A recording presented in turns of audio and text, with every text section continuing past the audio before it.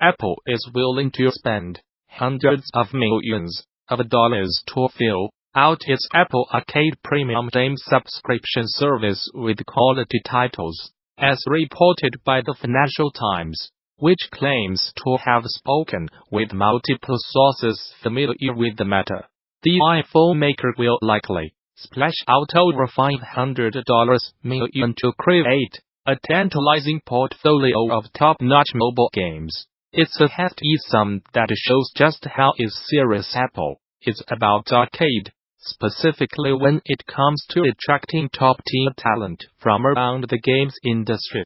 The company is also apparently offering perks to developers that agree to timed exclusivity deals, and has already agreed to spend several $million on individual titles. Naturally, that does not mean Apple will be dropping millions on every single game, and Gamasutra sources have confirmed that some have received significantly less funding than others. Apple Arcade was first announced back in March, and is due to launch this fall in over 150 countries and regions. Apple has yet to confirm how much the service will cost. But will you know the company is already working with big names like Konami, Platinum Games, Sega, ANAPURNA Interactive, Gameloft, Devolver Digital to bring games to the platform. In this 2016 AD Europe talk, IO Interactive's Hans Seifert shares the highs and lows of transforming Hitman into an episodic release title. Seifert will share the risks and challenges pushing their art form forward, the required change of mind, the tremendous excitement and involvement of players, as well as the conservatism of self-proclaimed keepers of the status quo. It was an insightful talk that's definitely still worth watching. So developers should not miss the opportunity to do so now that it's freely available on the official GD YouTube channel. In addition to this presentation, THEGDC Vault and its accompanying YouTube channel offers numerous other free videos, audio recordings, and slides from many of the recent game developers conference events. And the service offers even more members-only content for DD Vault subscribers. Those who purchased all access passes to recent events, like DD Vault, already have full access to DD Vault, and interested parties can apply for the individual subscription via the DD Vault subscription page. Group subscriptions are also available. Game-related schools and development studios who sign up for DD Vault Studio subscriptions can receive access for their entire office or company by contacting staff via the THEGDC Vault Group subscription page. Finally, current subscribers with access issues can contact DD Vault technical support. Gamasutra and DD are sibling organizations under parent company Informa.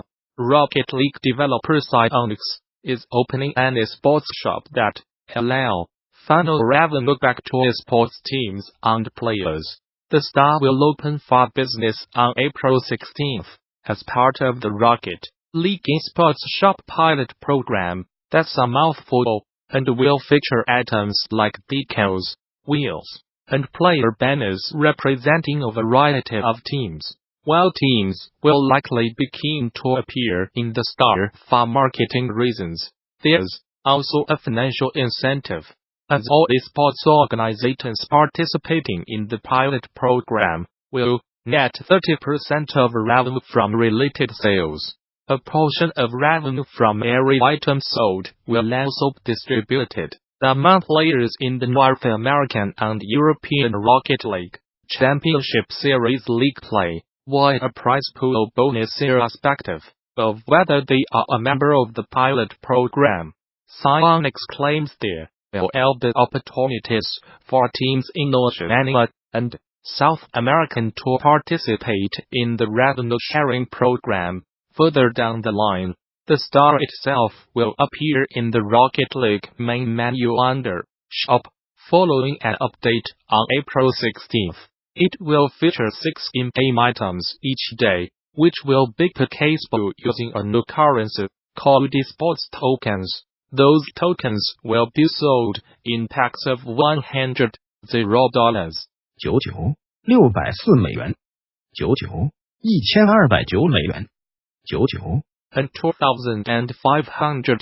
99 And much like the items in the store itself, will not be tradable. Grinding Gear Games, Path of EXILI's free-to-play success story.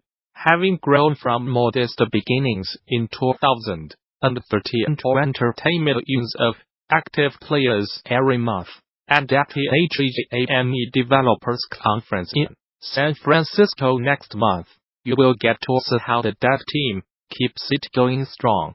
As part of the GD 2019 design track talks, Grinding Gears Chris Wilson will present Designing Path of Exile to be played forever, an inside look at how Path was built from the ground up with sustainable development in mind.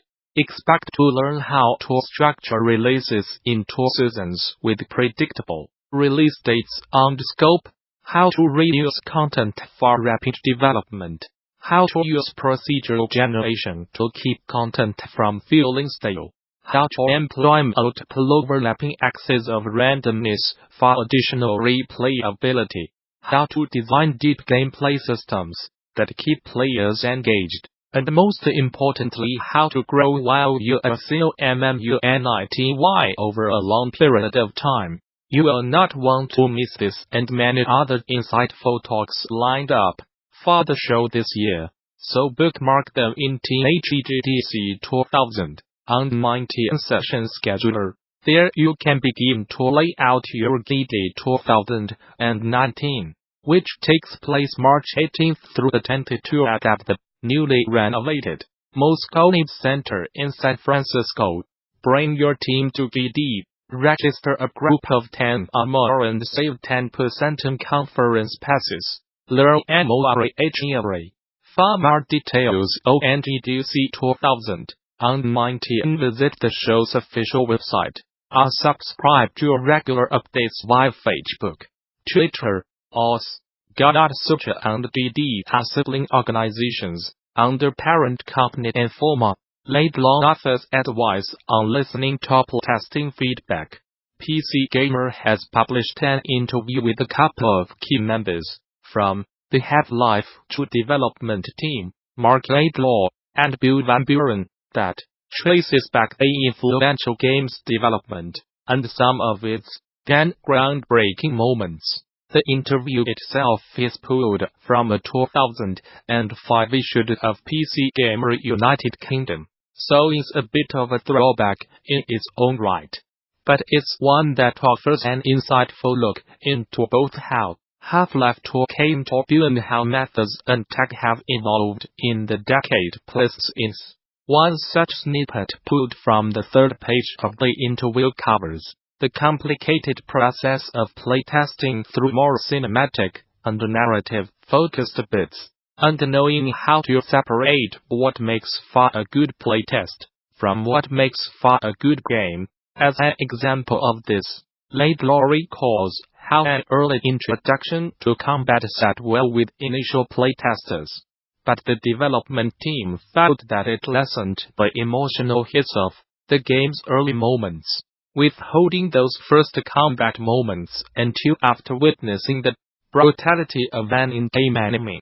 He says, made it so what you were doing was a response to that, not that you were just a killing machine. People would have been happy just to be given a crowbar in Kleiner's lab, so they could go around smashing glassware. But they would not have had the moment where Barney drops it to you. Laidlaw offers as another example, and a lot of people loved that moment.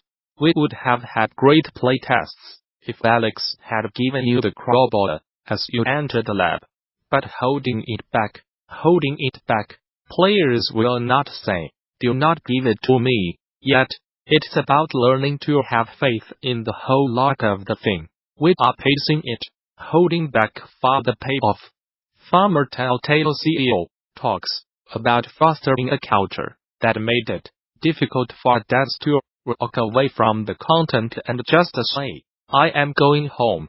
Game Informer has published its in-depth story on Telltale Games, speaking to a number of developers, both aimed and anonymous, to track the studio's practices, triumphs, and unfortunate decline.